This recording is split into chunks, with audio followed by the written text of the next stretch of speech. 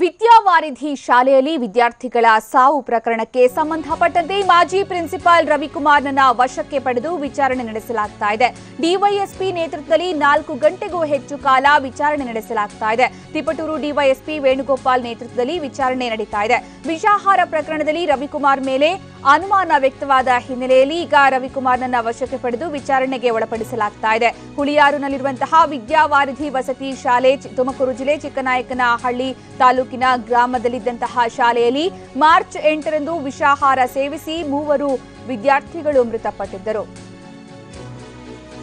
2 ವಿದ್ಯಾರ್ಥಿ ಹಾಗೆ ಒಬ್ಬ ಸೆಕ್ಯೂರಿಟಿ ಗಾರ್ಡ್ 3 ವಿದ್ಯಾರ್ಥಿ ಹಾಗೆ ಒಬ್ಬ ಸೆಕ್ಯೂರಿಟಿ ಗಾರ್ಡ್ ಮೃತಪಟ್ಟಿದ್ರು. ತುಮಕೂರಲ್ಲಿ ನಡೆದಂತಹ ಈ ಘಟನೆಯಲ್ಲಿ ರವಿಕುಮಾರ್ ಮೇಲೆ ಅನುಮಾನ ವ್ಯಕ್ತವಾಗಿದ್ದ ಹಿನ್ನೆಲೆಯಲ್ಲಿ ಈಗ ವಿಚಾರಣೆಗೆ ಒಳಪಡಿಸಲಾಗಿದೆ. ಹುಳಿಯಾರಿನಲ್ಲಿರುವಂತಹ ವಿದ್ಯಾವಾರಿಧಿ ವಸತಿ ಶಾಲೆಯಲ್ಲಿ ನಡೆದಂತಹ ಘಟನೆ ಅದಾಗಿತ್ತು. ಅವತ್ತು ರಾತ್ರಿ ಏನು ಊಟ ಸೇವಿಸಿದಂತಹ ವಿದ್ಯಾರ್ಥಿಗಳು ಅಸ್ವಸ್ಥಗೊಂಡಿದ್ರು.